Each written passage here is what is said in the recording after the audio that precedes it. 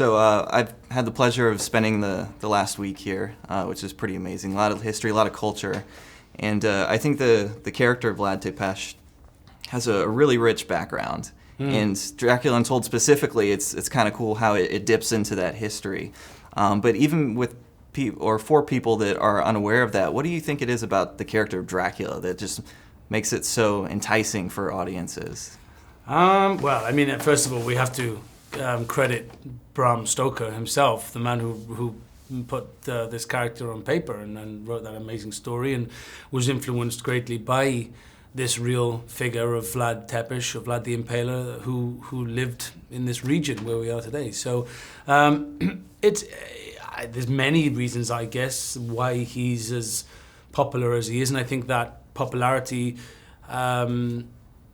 hasn't really dropped. I think he's always been a very fascinating character. The vampire story and the theme of vampires have always drawn a big audience. And over the years, it would have been for very different reasons, I guess. You know, when he first wrote the stage play, you know, there was theatrical performances of Dracula, and they were very risque for that time. You know, people wouldn't have gone to watch them so much because they were a bit, you know, a man, you know, biting a woman on stage was quite, you know, it was quite a thing, you know. But times have changed, and what I like about this character is we're not the Vincent Price or the Christopher Lee character of Dracula, but we're dealing with the warrior military leader of Vlad Tepes, who becomes the vampire, and we watch this journey of a man transitioning into a vampire character which we've never seen. You know, it's never been put to film. We're not aware of. Well, maybe aware of it, but we've never really seen it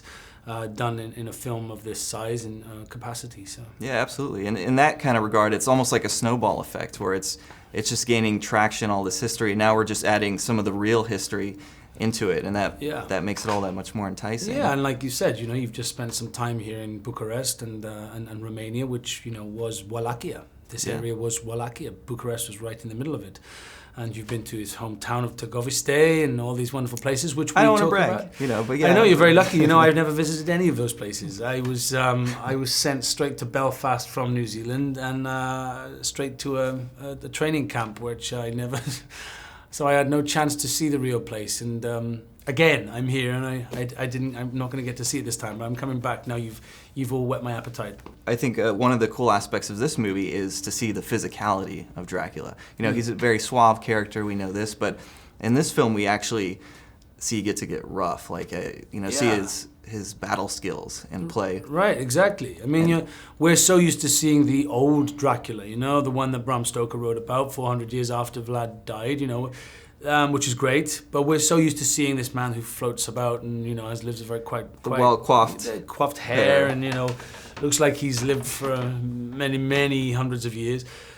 But what was fun about this character was he's a young man, you know. He was Vlad Tepes, who was a very brave, successful military leader of his land and protector of his people, and, you know, he had many war wounds, you know, and scars on his back, which you see in the film before they disappear because of the drinking of the blood. But I like the fact that you were dealing with somebody who could fight. You know, this guy could, you know, he was not scared to run into battle with his men, and he didn't send them off. He was at the front of that absolutely that front line, and so he's a very physical character, and I would hope that he will always be that for me as this role. I really enjoyed the physicality of him and really going for it. You know, the Vlad versus 1,000 men fight sequence was intense and really hard to execute to a believable level, because obviously he moves at such pace. Is a lot of guys. It's a lot of guys, yeah. And there was a lot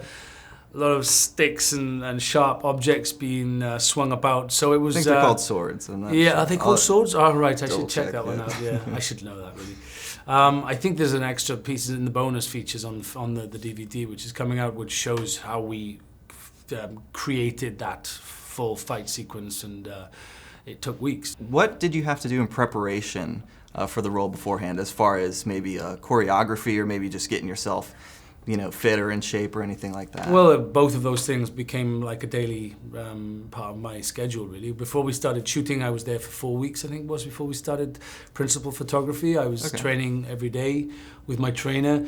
Diet was a huge thing, and then I would train in the morning, go to the stunt hangar, which was down by the Titanic Quarter in Belfast, in the docks, and I would train with the stunt team, which were huge, and we would learn the choreography, or a piece of choreography that would be put in the film, and then I would go away, I would have some lunch, and then I'd go back in the afternoon, and we'd redo what we did in the morning, and then add a bit more on, and then we'd stop, and then we'd film it, and then we'd send it to the director, and then in the afternoon, then I would go back to the gym, and then after the gym, I would go to the director, and one of the new cast members may join, and we'd welcome them and say hello, and then Gary and I would sit and go over the script, and that was a full day. Good Lord, I'm a little tired just hearing about it. Yeah, well, it was tiring, but it was very fun. You invest a lot of your life. I invested, a big chunk of my 2013 into this film, and I loved every minute of it. It was really, really fun to do that research, do that work, and execute those choreographic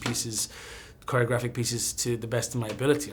If you were able to play Dracula again, what would you like to explore as far as his character goes? Well, when we did the final scene in this film, as you know, it's a flash forward. You see him in modern day, it's actually London, and in my mind I was thinking, well, what sort of time period has passed by, and what's happened during that time, that we've jumped, and so much around the world. He could have traveled. He's been through 2 world wars. Where was he? What was he doing? Has he fallen in love? Has he almost died? Has he killed anybody? How is he surviving? Where does he live? Is he rich? Is he poor? I thought of all these wonderful things. Did he learn how to drive a car? What languages does he speak?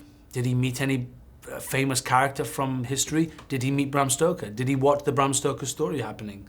Was he intrigued by watching this writer, inspired by who he was? And did he go to the theatre in Dublin and watch an impersonation of this character? Who knows? I love all this. I love all that. Oh, yeah, it's great little tidbits. There we go. And that's just from the past. What happens in the future? He's an immortal character, and as long as he sticks to the rules in which he's been given, this man's going to live forever. And